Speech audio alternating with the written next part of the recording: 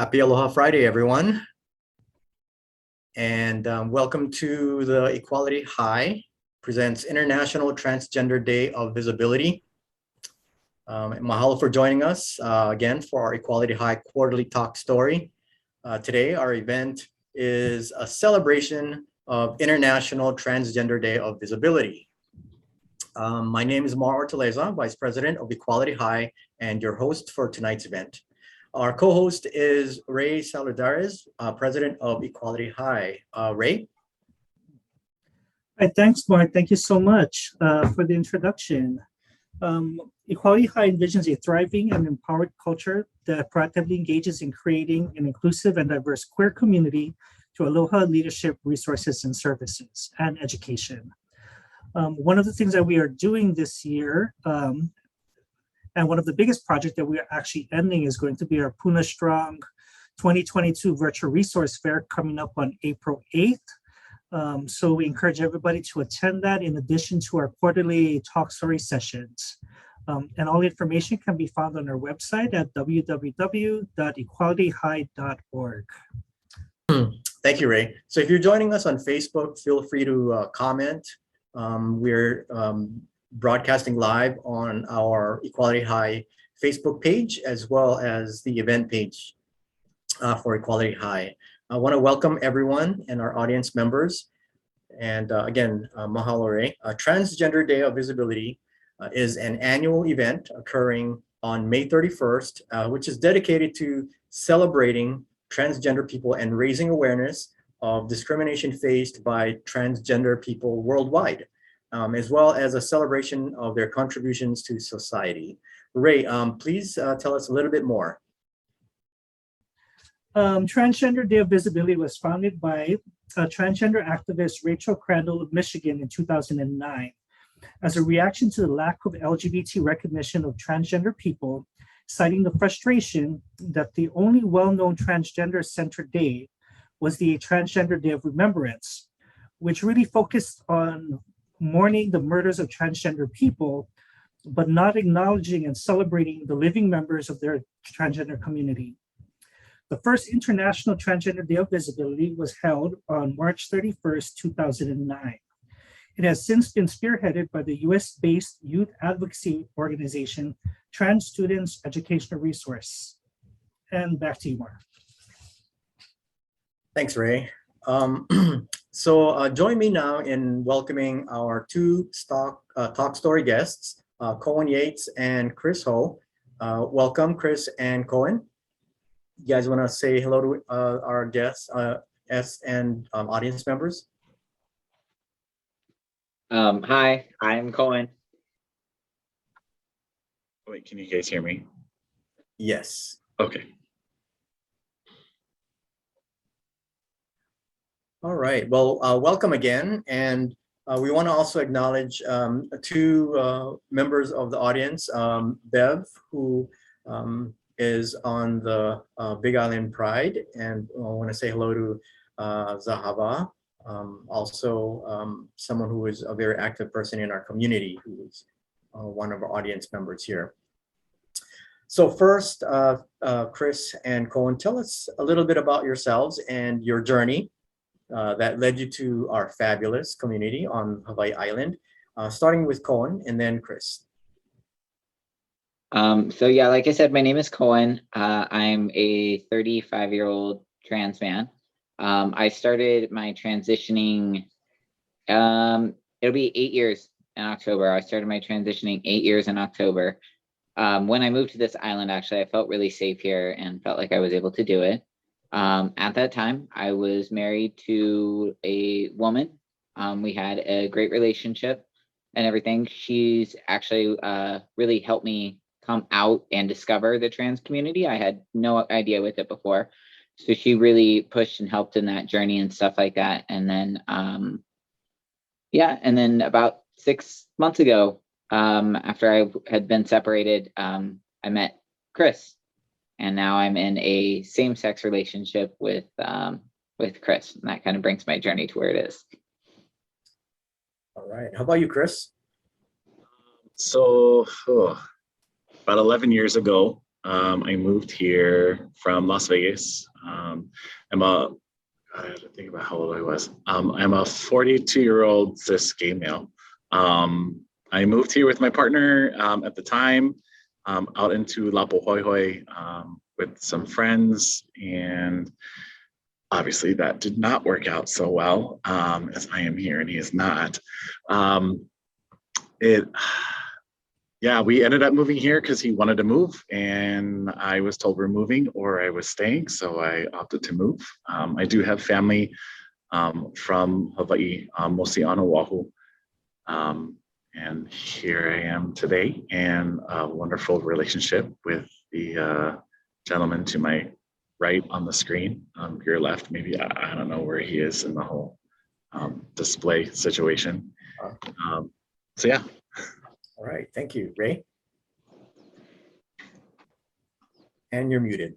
And I muted again. So this question actually goes out to both of you. So we'll start with Chris first.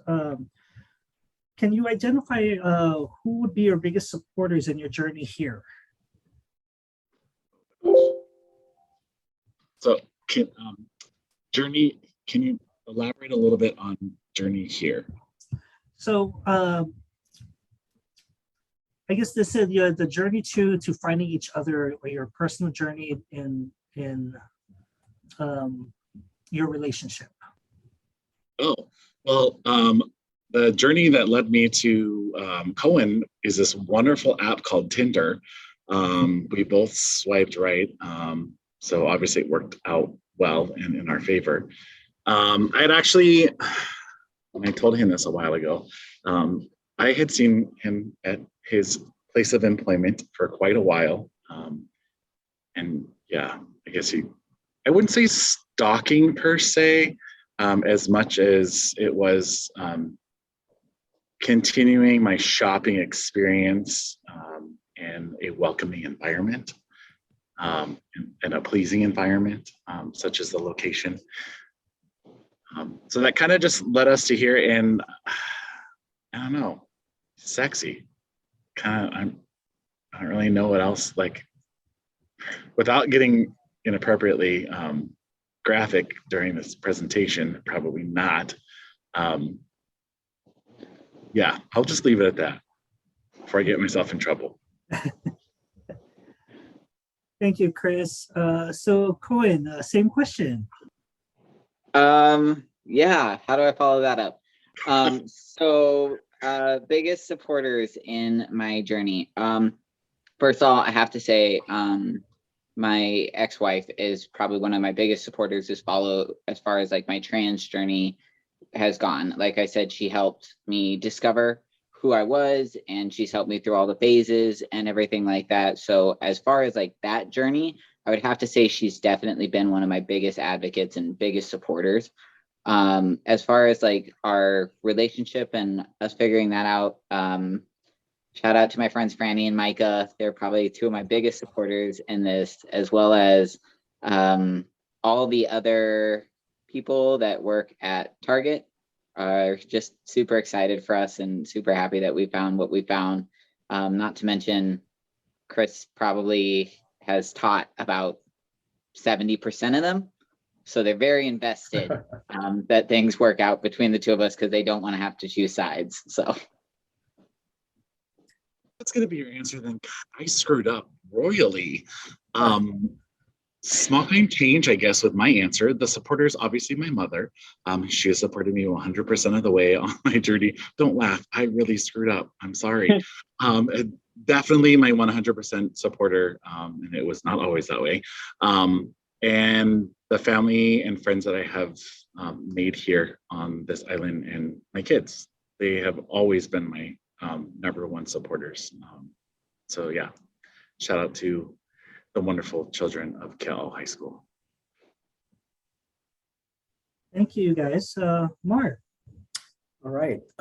Thanks for answering those questions. So we're just going to Ray and I are going to take turns asking these pointed questions. And I just want to remind you folks and the audience members, there's a lot going on in this world. And so the format and sort of flavor of what we do here in Equality High talk story is really just, talk story. It's going to be really real. There's going to be mistakes. And if we're laughing, we're all laughing together. We don't need to worry about what's happening out there. We just want to talk story in the form that we do here on the Big Island. So if you're an audience member, if you're on Facebook Live, feel free to write your comments on there. One of our people are going to be looking out for those questions. And then when we have some time later on, after we ask these pointed questions, we'll take it to the audience members and ask your questions. All right, so we're going to start with Coan. I'm going to ask this question, and this question is for both of you, but Coan, you're going to answer first. So Coan, how old were you when you knew you were trans? Oh, that's a tricky one, because if I'm saying like when I knew what to call it, Yeah. and I think I was about 24, 25. It was right after my son was born, and Bev, who was my wife at the time, kind of sat me down and was like, you need to look at these YouTube videos of other trans people, because I think you guys have a lot in common. And just watching the videos, and like the whole world opens up, and you're like, that is how I'm feeling, and that's what I'm thinking. And now I finally have words and emotions to put to it. But if I can look back and say when was the first time that I knew that I was a boy, was probably 4 or 5 years old. Okay, and then how long did it take for you to come out as identifying as a male? I came out slowly. I came out to some friends and family first. And then once we moved here, so I was 27, I want to say at the time. So probably 2-3 years of just kind of dealing with it internally, and finally moving to the Big Island and having the community that it has here and the openness. I finally felt in a safe place. And almost immediately after we moved here, I was able to come out, and I came out on Facebook and to the rest of my family, and really got lucky with finding a job at Target, with a job that completely has supported me throughout my transition, name changes, surgeries, anything along those lines, just complete support. So. All right, and then I think you already mentioned earlier when you transitioned.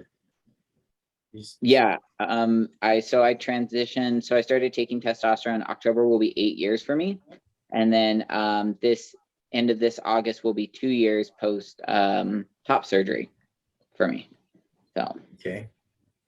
All right, we do plan on having another talk story in the near future, which is going to be more technical. We're going to find a panel of trans rights people and talk about more legal and serious topics. But again, for the audience members, some of you might be wondering why it's just very casual. I just want to restate again that the flavor of this talk story is very casual, because it's a celebration of trans people. And so that's why it's not getting very heavy. So welcome again if you've just joined us. This is Equality High presents our quarterly talk story.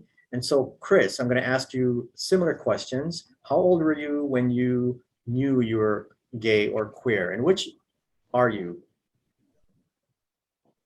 Whatever you would like to say I am.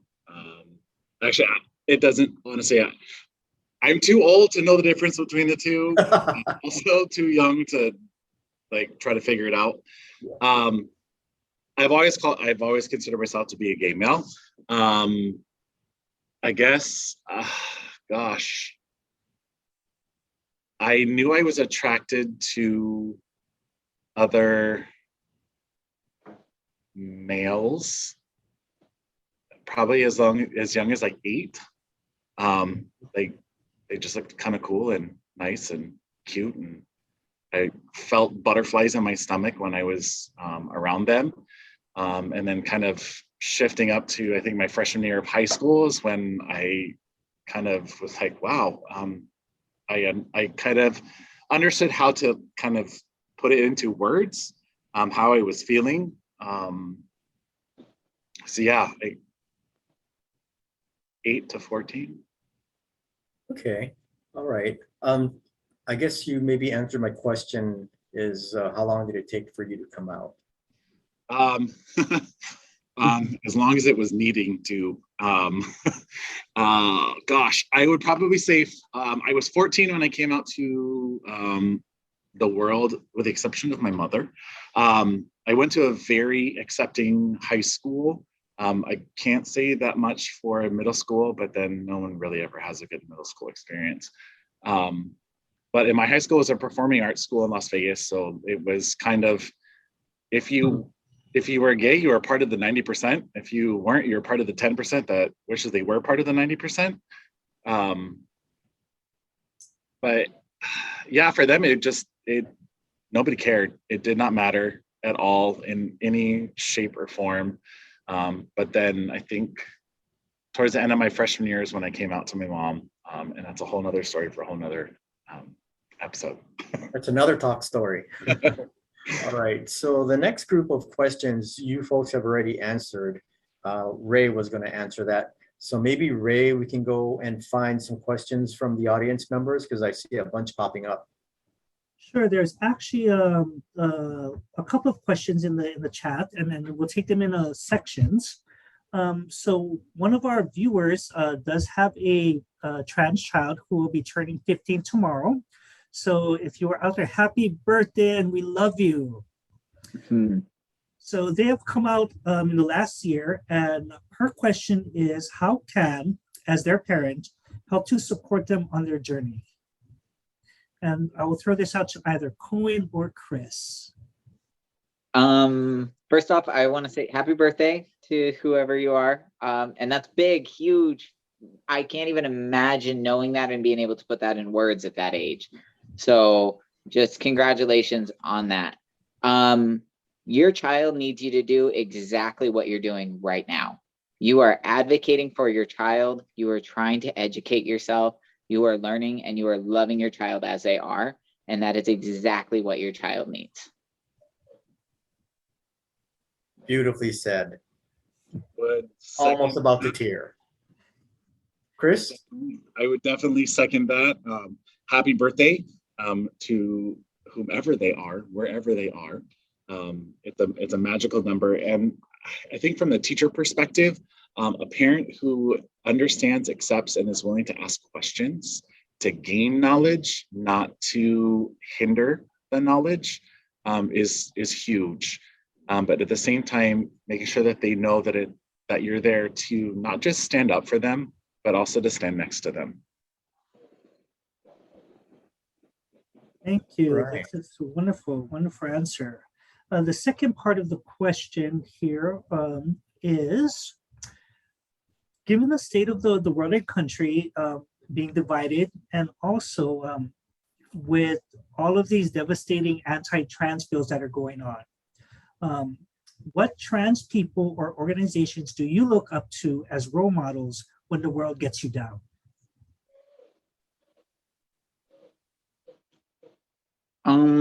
I have to say that I look up to actually our local Equality High, Pride Hawaii, Big Island Pride, all of those kind of organizations here, because it shows that how even in a small community you can have such big change and everything, and just being able to surround myself in a community like this, and then also checking that privilege, because I realize that while I'm able to get on and do these kinds of things and talk about being trans and all of that kind of stuff, my brothers and sisters everywhere do not have that ability right now.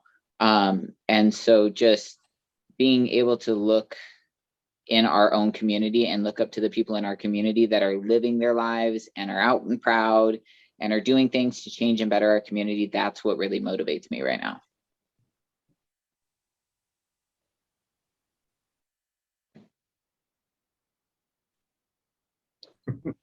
Same time, I would venture to say that I look more to the law. I look to what the law says, specifically when it comes to trans students, and how they are supposed to be treated, and the things that they're supposed to be able to do. I look to Title IX. I look to all of the people who've come before, all the people who are here, but also the schools that have the GSAs, and asking how can I help you help them, and kind of holding state legislators accountable, holding congressional folks accountable, pretty much holding anyone who's elected into power accountable, that we're here and we're not going to go anywhere. And I mean, to kind of coin an old school phrase, we're here, we're queer. I mean, it's going to happen. All right, thank you guys for that. So the next question I have, Coan, is who do you wish supported you more, and what supports would have made your journey easier? I guess I wish probably my dad would have supported me more. We don't really have a relationship because of this.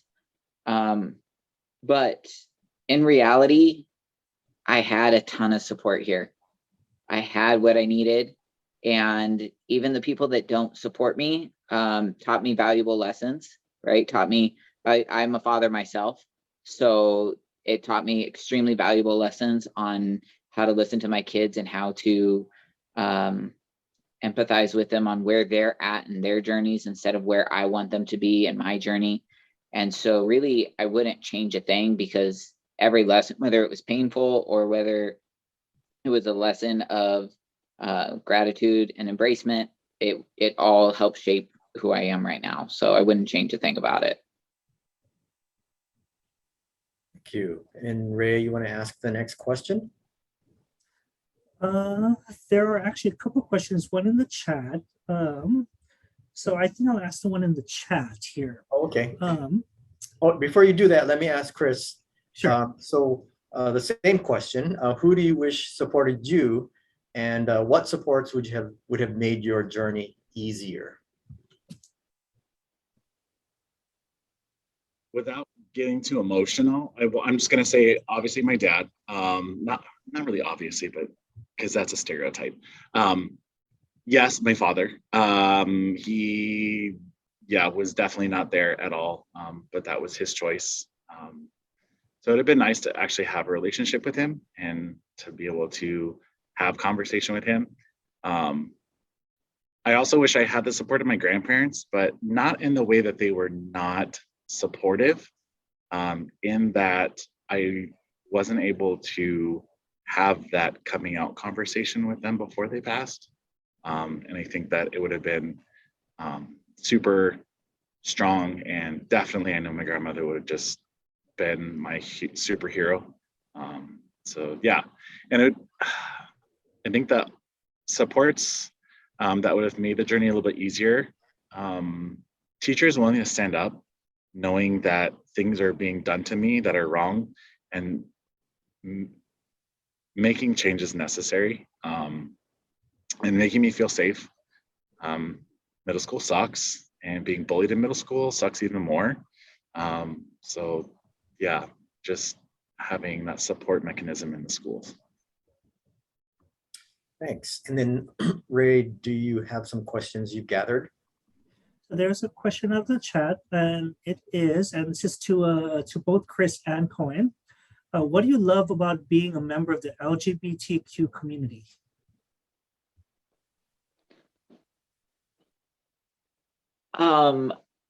It's like a cool little club, right?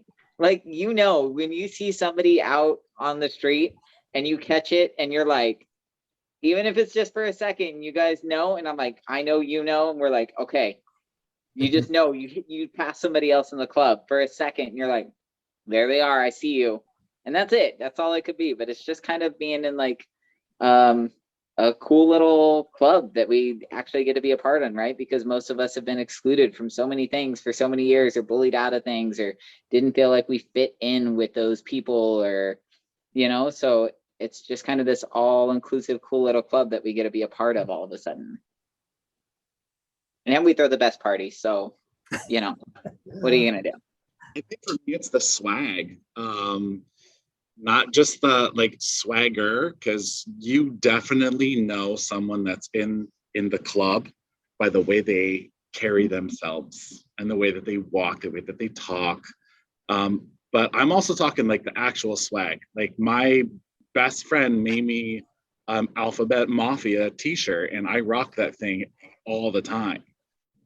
So there's things that are very precious to us that a lot of people may not realize how incredibly important they are to us. That it just having more things that we can share and more knowledge, because that for me that's always been my passion, is just sharing the knowledge that I have with other people. And if that's sharing it with the younger generation of where they got their ability to do what they're doing now, then by all means that's kind of the biggest and best gift possible. And can I just say that we live in probably the, as much as all the bad stuff is going on and the bills and stuff like that are passing, we live in an amazing time right now to be LGBTQ, okay? Because the younger generation loves it and is celebrating it and is out, and we're now starting to get into the older generation and we're celebrating it. And there is this group of people that don't accept us that are actually, for once, the minority, right? And we are still in this point where we can celebrate it and we can party and stuff like that. I think in the future, it's not going to be a party or anything, because it's not going to be a thing anymore, right? So we still get to live in a time where it's a thing and we get to celebrate that thing. And I think it's a very special time to be in right now. Thank you. Ray, do you have a set of questions? Okay, I don't see any more in the chat, and there is none from Facebook. Okay, let me go and ask the next group of questions while you gather more. So Chris, if you had an opportunity to talk to your younger self, just think about, like, when I say younger self, whatever age comes to your mind, and what would you say to that younger self? I love this question, but I hate it because Is that what you're gonna say to yourself? No. I feel like I'm on Drag Race. I would tell younger Chris that everything's going to be okay. That although it's horrible right now, and people see you as something less than human, it's not always going to be that way.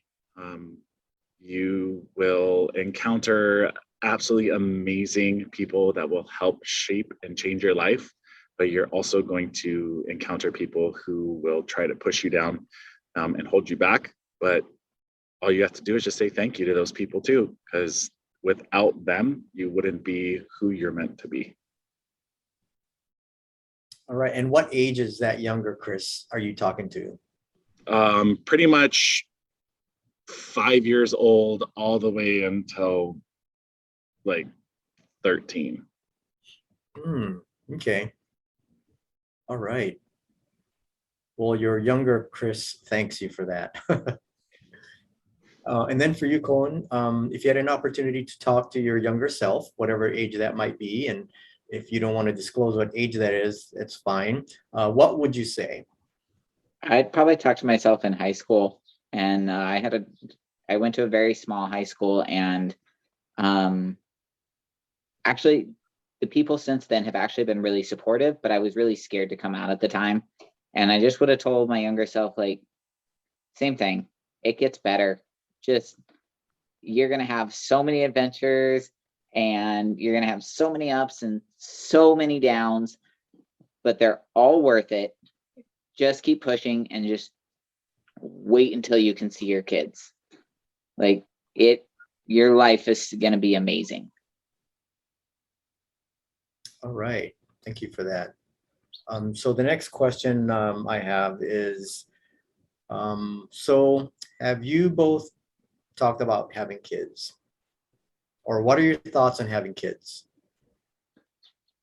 Well, I came with 2 pre-made ones into the relationship. And so we're just kind of enjoying them. I think we're both, I don't want to go back to the infant 2-hour sleeping phase. It's hard enough when the 4-year-old crawls into bed and wants to sleep across the entire thing. So yeah, we're just enjoying the ones that we have right now when we get them. And I think that's good for us as far as what we've talked about. Mhm. Yeah. I have to also agree with that, because with this relationship came a third child, and that's me. I love pretty much everything that the boys do at the same time. Like we play video games, and cereal is super, super fun. And so is Game House. Also, pretty much anywhere that has a video game. But yeah, I have over 1,000 kids with what I do on a daily basis. Would I want some of my own? I've seen what my parents. I don't know if the world is ready. Not that I'm an amazing person, but there's a lot of, I'm rambling. Sorry. No, yeah, what Coan said is correct. Yeah. Rambling is fine because, we're just talking stories here. So I'm just going to ask a very light question. So what are your favorite foods? Anything that Coan cooks, literally, like, although it's pizza mostly. Not that he cooks pizza all the time. I was gonna say, I was like, I don't cook pizza all the time. I was like, time out. I love pizza. My favorite food probably gonna have to be sushi, but I do love to cook. I love to cook for us. So he loves to eat, and if you love to cook, then you love to be with somebody who loves to eat. So it all works out. Yeah, we talked about this earlier. I am a skinny kid trapped in a fat kid's body. Nothing wrong with that. And it's so what do you both find the opposites of each other? What qualities are the opposites of each other that in any young relationship you begin to see and then realize you have to work out, if that's not too personal? No, every relationship there's always that couple that one of them is always forgetting everything and leaving drawers open, and the other one is coming behind closing drawers and picking up keys and doing all of that kind of stuff. I'm the one that gets to forget everything, and he gets to tidy up behind us. Oh my God, the amount of cabinet doors that are open during cooking. I cannot. Like he'll open a cabinet and pull the seasonings out and put it down, leave the cabinet open. Luckily, he puts the lid back on the items, but then leaves them. But we've talked about it, and he's like, well, I do it because it gives you something to do, because I know you're just going to come right behind me and you're just going to tidy up. So if I do it for you, what are you going to do? Yeah. If I don't cause the chaos, his life is going to be so boring. He's going to have nothing to try and clean up or control. And on the flip side, so Coan has a really good ability to distance himself from work when he's not at work that I wish I could. But as you know, majority of the teachers take everything home. And as a good Catholic for Lent, I have said no more for 40 days. I will turn off my school email, all of the thousands of emails and calls that I get about everything from prom to graduation, I will deal with the next day. Very good. Sounds like you're starting to create some kind of balance, and I think that's what's most important. Yeah. Mm-hmm. I agree. So think about 5 years from now, not necessarily, thinking of like the Big Island population, but just in general. So one of the reasons why we are having this talk story is not only to celebrate the celebration of trans achievement and visibility, but also to normalize us LGBTQ plus people.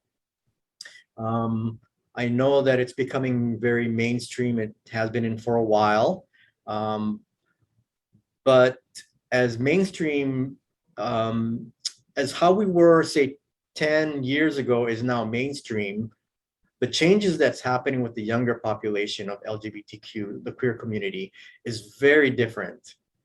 And Mhm. so 10 years from now, and maybe Coan, you kind of alluded to this, but 10 years from now, what do you see for the population? Oh, these kids, Yeah, they scare me. I know, They right? scare me. They are so sure of themselves, though, and so open about themselves at the same time. Like they don't, there's no boxes. And I say these kids, I work with a bunch of 18, 17-year-olds, 20-year-olds, and I'm talking about those two because somehow they are now closer in generation to my kids than to me, which I don't, that's a hard thing I've started to deal with over the last couple of years. But the kids, they don't care. It's a non-issue for them. And so I don't think that there's going to be really coming out. We're going to have to be telling our kids about how we had to come out, because for them, if they date a guy or if they date a girl or a cis male or trans male or whatever, they don't, it's a non-issue. They don't, it's not going to be talked about. It's just going to be the person that they bring home. And I think that says a lot for our generation as well, that we're giving them this space and this ability to be able to do those kinds of things. And that's why I think it's such an amazing time that we live in, and such a huge shift in the paradigm. And it's going to be amazing. Hmm. How about you, Chris? Um,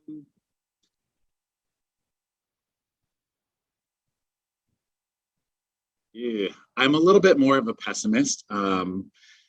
With 5 years from now, if people don't stand up, I think that we possibly, yes, could see things completely change for the world, for the community, when it comes to pretty much everything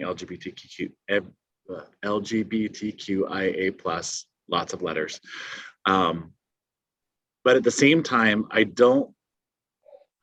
hope that the younger generation doesn't become complacent with what they have already. Even though some things are in the works and potentially could be coming in the future, that they don't stop fighting for what should be equal amongst all human beings, that they don't kind of roll over and just take it, that they learn from what has happened in the past. Here's a history teacher in me. Learn from the past so that you don't repeat it again and again. And if you are going to learn what works for that era may not work for the era you're in. So how do you work with what you're given and potentially leave a legacy behind that others in the future can say, hey, that was really awesome. And I'm super proud to be a part of this, and to continue carrying the torch for the cause that is what I'm here for.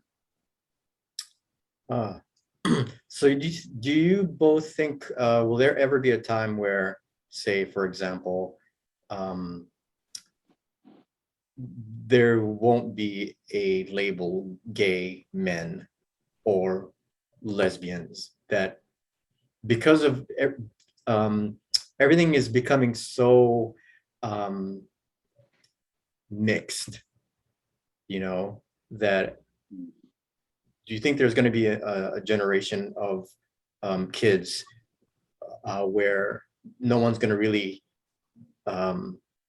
consider themselves like gay man? They're just going to be who they are.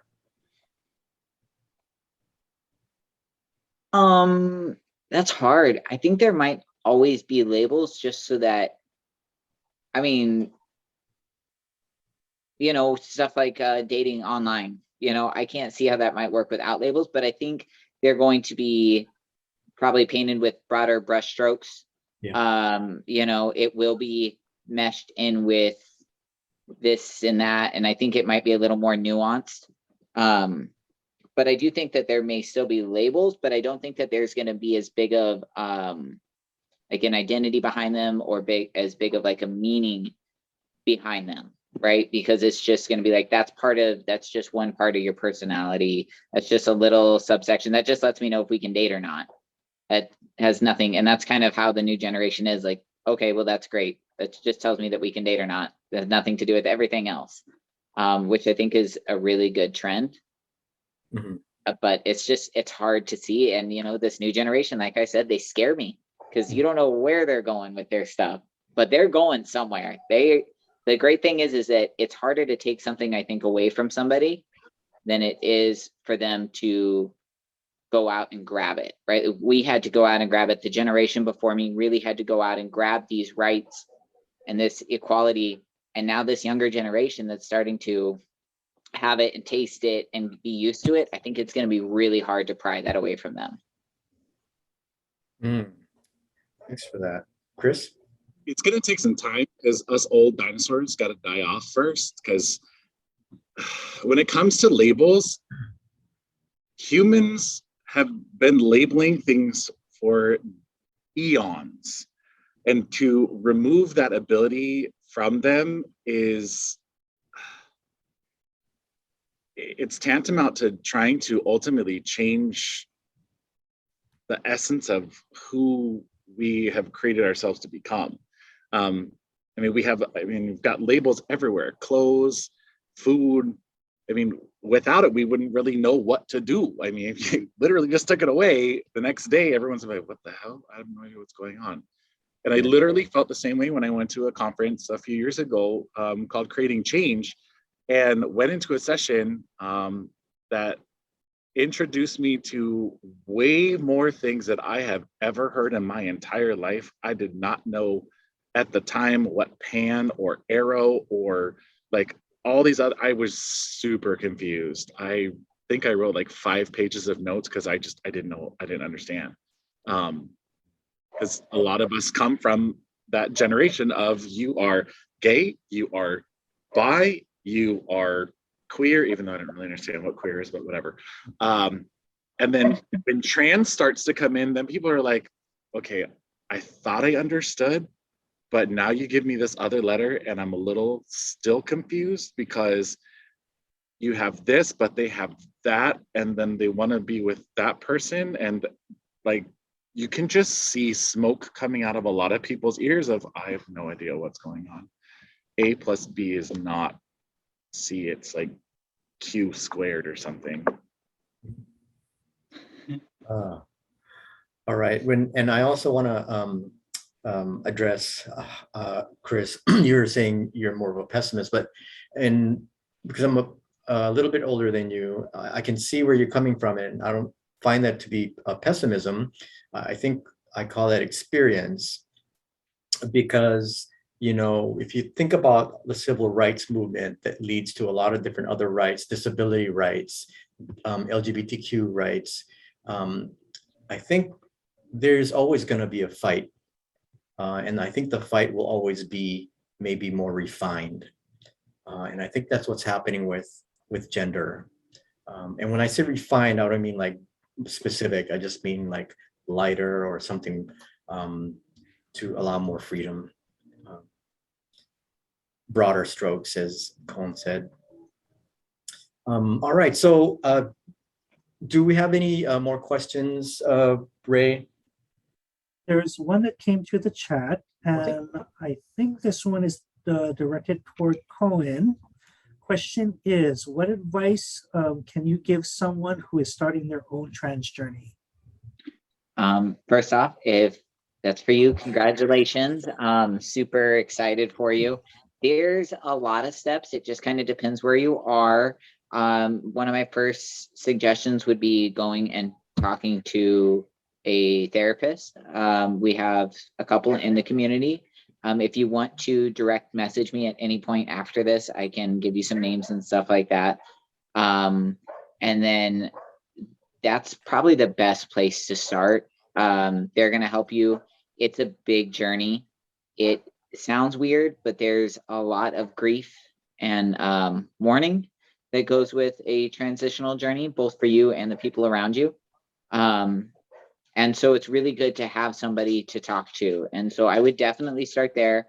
And there is a community of trans people on this island that you can talk to, including myself, that are very happy and open with sharing our stories and supporting others in our community. So like I said, if after this, anybody on this wants to direct message me with any questions, or if we didn't get to something or you were scared to ask it, or you need information, just direct message me and I'll be able to point you hopefully in the right direction.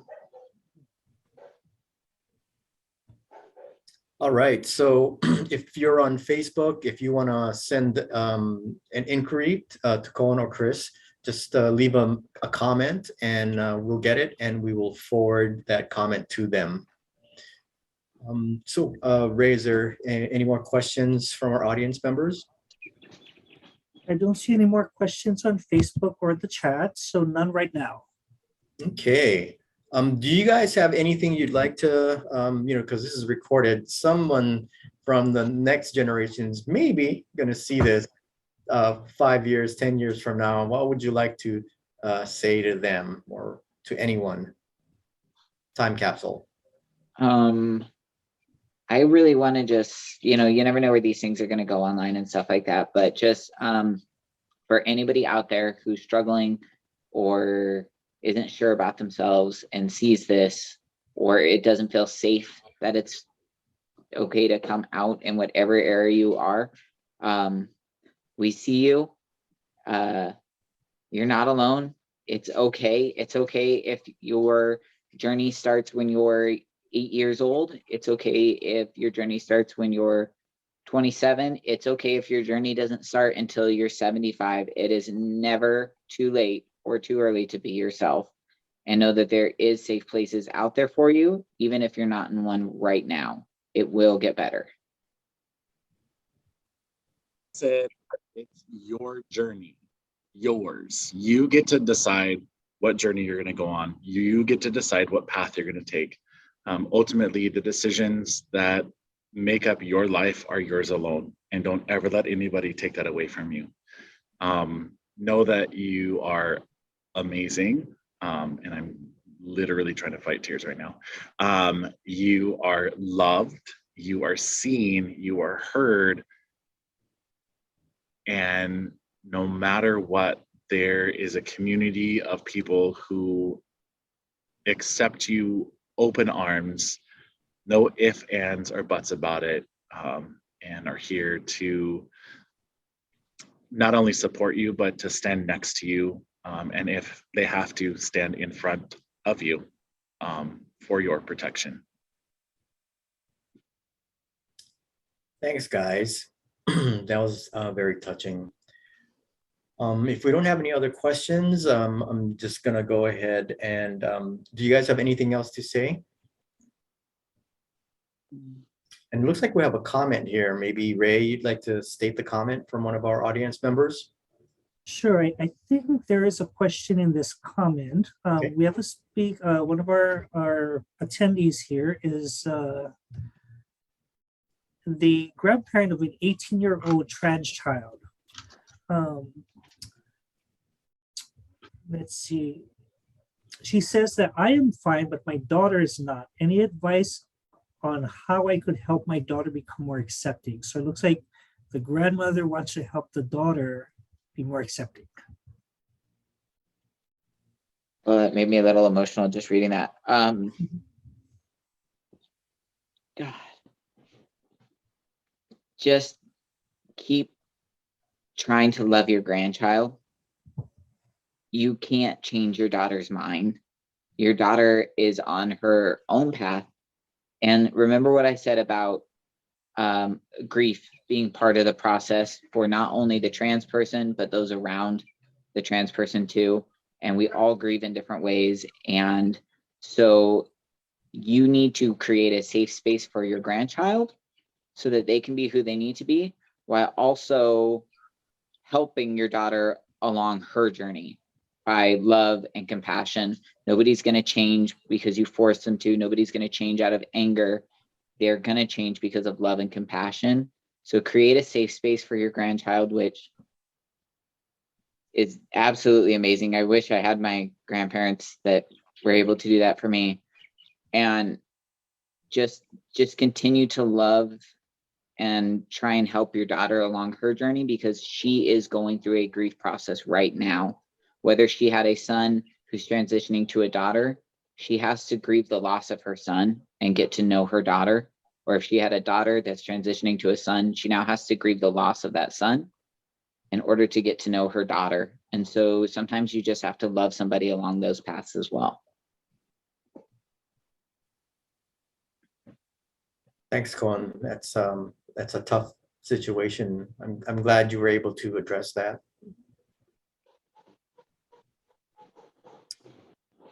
All right. Well, we're gonna conclude our event today. We've come to the conclusion. I'm still trying to relish the information and the sharing that we just had today, and I'm really glad that everyone. I want to thank you both, Chris and Coan, for being open and feeling comfortable to have this candid talk story. I think it's really important. One of the things here at Equality High is that we not only want to provide education, awareness, we also want to celebrate our community and normalize our life. So again, we've reached the conclusion of our uniquely educational and inclusive cultural event, Equality High Quarterly Talk Story, and the topic is International Transgender Day of Visibility, and visibility we've achieved today. I want to thank you guys again, and I want to thank our co-host Ray, and also want to thank our members of the audience, with special kudos to Bev of Hawaii Pride and Big Island Pride, and Zahava. And Equality High envisions a thriving and empowered culture that proactively engages in creating an inclusive and diverse queer community through aloha, leadership, resources, services, and education. Ray, do you want to, back to you. Thanks, Mark. Before I continue, I do want to invite Beverly to talk a little bit about some of the things that are going on with Pride. So let me remove the spotlights for our speakers, and let's see. And I will spotlight Bev, if I can do this. Okay, Bev, if you want to go ahead. Okay. Hi, everyone. Equality Hawaii, Coan, Chris, great job. Fantastic talk story. So I'm part of the Hawaii Island LGBTQ Pride Board. We have moved into a separate committee, and we've started working on creating an LGBTQ center. We have big things coming up. We have a town hall this Tuesday in Hilo, 7 o'clock, upstairs at the East Hawaii Cultural Center. We want to get our information out, let the community know where we're at, and get input to add to our needs assessment that we've been working on. Hawaii Island LGBTQ Pride has still been doing some wonderful things. We're meeting first and third Wednesdays of the month, gearing up and prepping for our parade and festival, which happens the last Saturday in June. And we're super excited to continue to work with you all and any volunteers and everyone else who would like to participate. Please contact us. Don't be shy. Contact myself or anyone on the board and our page. Thank you for letting me do my little announcement. It's always appreciated. Yay. Thanks, Bev. Okay, and before we end, I do also want to mention that Equality High is having our final Puna Strong virtual resource fair coming up on April 8th, and it focuses on disaster resiliency. So if you know anyone who has been impacted by the 2018 eruption or the COVID-19 pandemic. We do have a resource fair coming up that covers a variety of tracks, including housing and education and employment, community building, and also LGBT history and culture. So for more information, you can visit our website at www.equalityhigh.org, and you can click on Puna Strong 2022 for more information. So again, thank you, Coan and Chris, for that engaging talk, and we much appreciate it. And thank you so much for allowing us into your lives and a little glimpse of what goes on. So thank you. Thank you, guys. I love doing this. We'll have to do it again sometime. It was great. Thank you for having us. Absolutely. Thank you so much. Totally had a lot of fun. And if there's any students out there that need help and support, by all means, reach out. Thank you. And everyone out there who is listening, thank you for attending. And we will see you all at the next talk story, which will be, I don't think we have a date yet, do we, Mark? Sometime in June, I believe. Sometime in June, but we'll keep you posted. All right, everyone, take care and aloha. Aloha.